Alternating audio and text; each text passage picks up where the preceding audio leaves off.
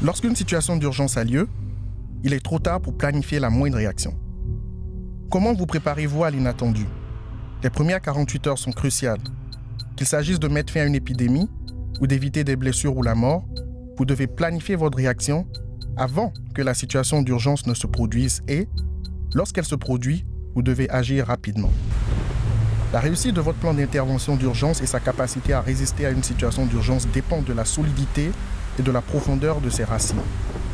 La définition claire des voies hiérarchiques et de la structure organisationnelle, l'efficacité de la gestion des ressources et la planification approfondie sont des aspects importants de la réponse aux situations d'urgence.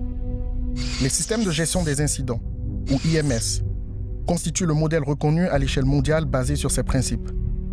Les IMS fournissent la structure de base nécessaire pour développer votre plan d'intervention d'urgence et suffisamment le renforcer pour qu'il résiste aux catastrophes naturelles, aux épidémies ou à tout autre danger. Le centre d'opération d'urgence, ou EOC, est l'endroit à partir duquel vous dirigez votre système de gestion des incidents.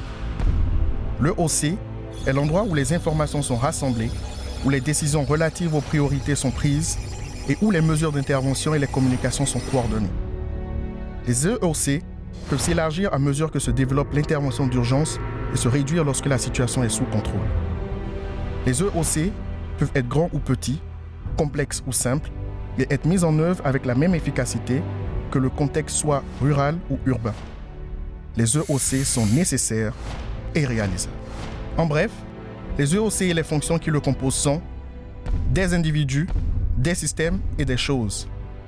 Et parmi les trois, les individus et les systèmes sont les éléments les plus importants. Par exemple, certaines personnes sont en charge de la recherche des contacts. D'autres s'occupent d'analyser les données recueillies. Certains systèmes détaillent la procédure et la chronologie de la recherche de contacts, ainsi que la façon dont les informations sont partagées lors des réunions du personnel. Et vous avez des choses telles que les camions ou les voitures que les membres du personnel chargés de la recherche de contacts utilisent dans le cadre de leurs déplacements. L'équipement de protection individuelle qu'ils sont susceptibles de porter lorsqu'ils discutent avec des personnes dans leur foyer, et les imprimantes utilisées pour retransmettre les données à l'EOC. Les systèmes de gestion des incidents intégrés au centre d'opération d'urgence respectent une structure établie. En suivant cette structure, vous pouvez rapidement passer de la planification à l'utilisation de votre EOC qui déterminera l'efficacité de votre intervention. 5 étapes de base permettent de vous aider à mettre votre EOC en place et à le préparer à l'emploi. Avec ceci à l'esprit, assurez-vous premièrement de respecter les dispositions légales et de disposer de l'autorité pour entreprendre des activités d'intervention d'urgence en matière de santé publique. Deuxièmement, identifiez le personnel qui représente les principales fonctions régionales ou interrégionales, y compris les équipes d'intervention rapide qui peuvent être déployées selon les besoins dans des zones spécifiques. Ces équipes peuvent comprendre des épidémiologistes, des spécialistes de la surveillance des maladies, des laborantins ou d'autres personnes en fonction des besoins et de l'objet de la mission. Troisièmement, déterminez un emplacement qui peut dépendre de l'envergure de vos capacités d'intervention ou de l'espace qui vous est accessible.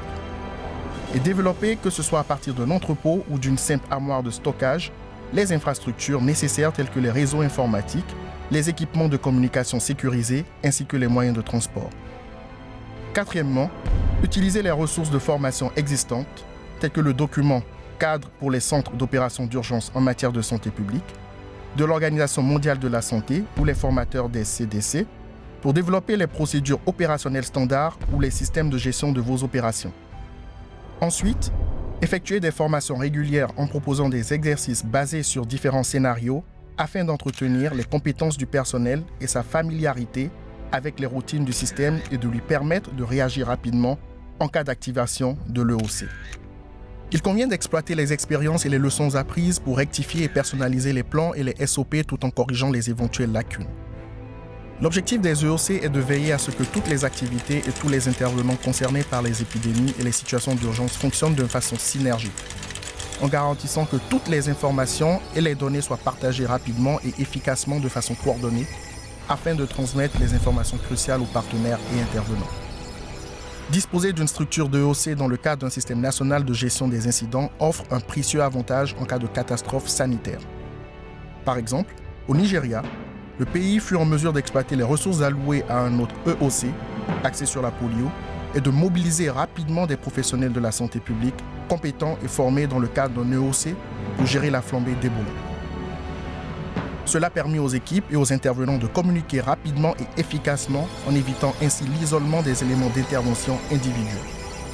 Par exemple, le personnel en charge de la recherche de contacts appellerait l'EOC au moment de l'identification d'un contact symptomatique pour qu'une équipe d'intervention, une ambulance et une équipe de décontamination soient déployées afin d'isoler rapidement le patient, tandis que l'équipe effectuant la recherche de contact poursuivrait sa recherche dans le but d'identifier les contacts nouveaux et existants de la personne affectée. Ce type d'intervention rapide et d'action coordonnée a joué un rôle crucial dans le contrôle de la propagation d'Ebola, même au sein des régions à forte densité de population du Nigeria. Les CDC s'engagent à fournir des formations à tous ceux qui souhaitent mettre en place un EOC. L'investissement peut être minime, mais les avantages sont inestimables.